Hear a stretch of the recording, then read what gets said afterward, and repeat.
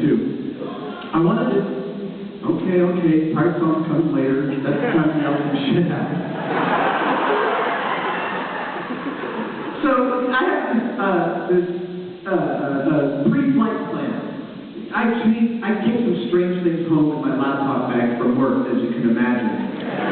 And so before I get on a plane, some of those things are not only esoteric and potentially dangerous, but also expensive and hard to find. So I go through my laptop bag every time I fly to make sure nothing nefarious gets on there, except today. And I'm going through the TSA checkpoint, and you know they're doing the thing where they're yelling at you while you're doing what they're yelling at you to do. And then just before I'm going through the scanner, they put me through the body scanner, which makes, for some reason, my penis feel really small. And then I get onto the airplane, and I look and I notice that I brought this thing with me. 2 12-inch long steel razor blades.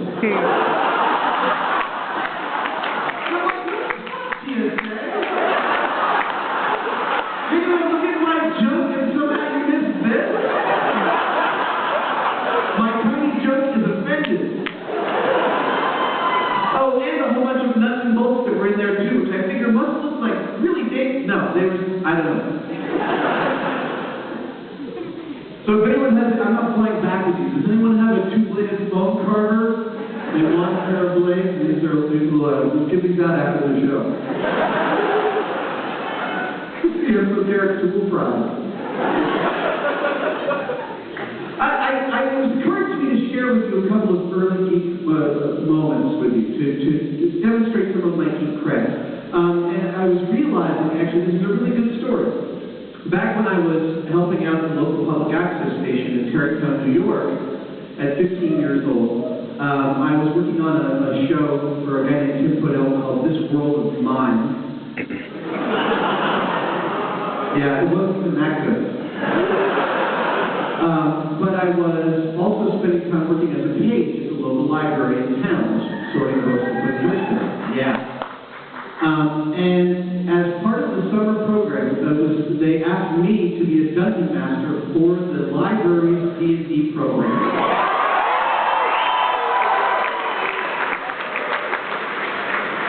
And so I was like, sure, they had the book, so I started setting it up, and I made a dungeon. And my best friend in high school, Richard, and I kind of concocted this evil, hilarious dungeon together. And the people that showed up were me, Richard, this really, really scary guy who looked just like the Cub Scout that kicked my ass about 5 years before, but not quite, with Frankenstein kind of. He kicked my ass out of the Scout house. Anyway, this really kind of scary guy whose name for his character was Rasputin. History buff, I guess.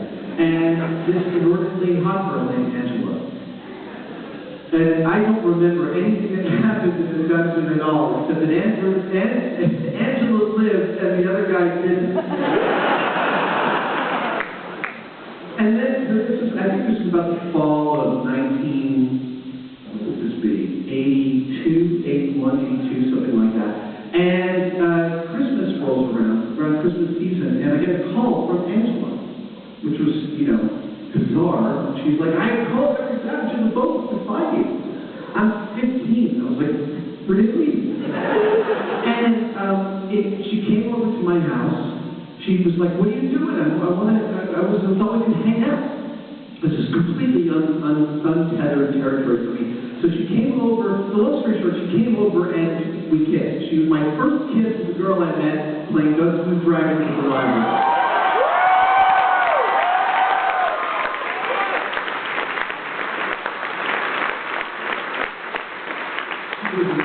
Awful kisser. One of those people who sticks their tongue up.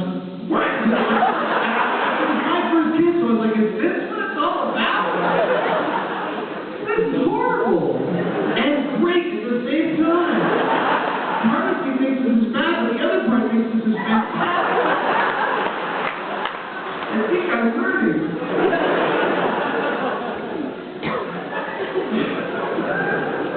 Public access, yeah.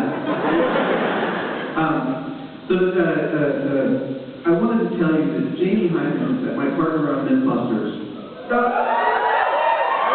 want to tell you a story. I'm not going to blow you up tonight. I got some fun shit to show you, but it's too much trouble to tell the fire department every time. But I did want to, I'm going to bust a myth that Jamie Hyman is never intentionally funny.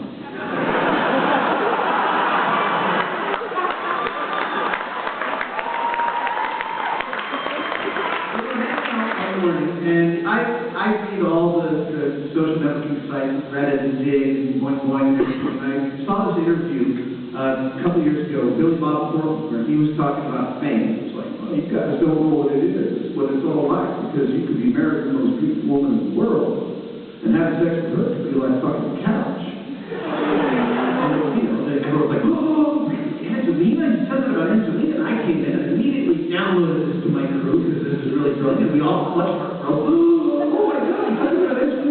And off in the corner, Jamie's there. As he often is, he like stands back when I'm telling stories. He goes, you know, my couch looks like Angelina Jolie. I probably.